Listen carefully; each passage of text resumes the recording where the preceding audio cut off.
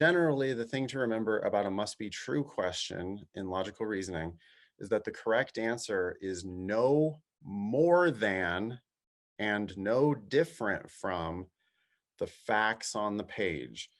So you have to understand the facts clearly, and then the correct answer is the one and only answer where you would be able to say, well, yes, Your Honor, um, this answer here is fully 100% proven by these facts on the page. Oh, it's right here, Your Honor. It says this and it says that. And because of that, this is the answer that I'm picking. And the four wrong answers are all going to be different or extra. So sometimes it'll just be a topic that wasn't even discussed in the fact pattern.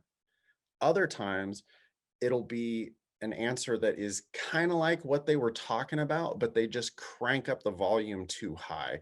So it's real easy for them to create an attractive wrong answer by saying something that was generally correct, but then just amping it up to where it's more than what the facts actually justify.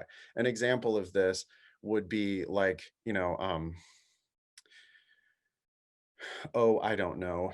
Mookie Betts say the fact pattern was talking about how Mookie Betts is a great baseball player and he won the MVP, and he's he's going on about all his great skills, right?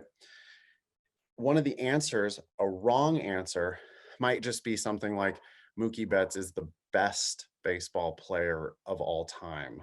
Something like that, where it's like, well, hey, they were going on and on and on about how great he is. They were telling you all about his amazing skills and whatnot. But we just because he's great doesn't mean he's the best of all time. And that's an easy way for them to write. Do you see how that answer, Fatima? Do you see how that's like on target, but then they just amped it up too high? And that makes it conclusively wrong. So we would rather have an answer. It's interesting because an answer that said Mookie Betts is not a shitty baseball player would actually be totally fine, because they were just telling you how great he is and how he has all these awesome skills and whatnot. So Mookie Betts is not shitty. Yeah, I mean, they just said how great he is.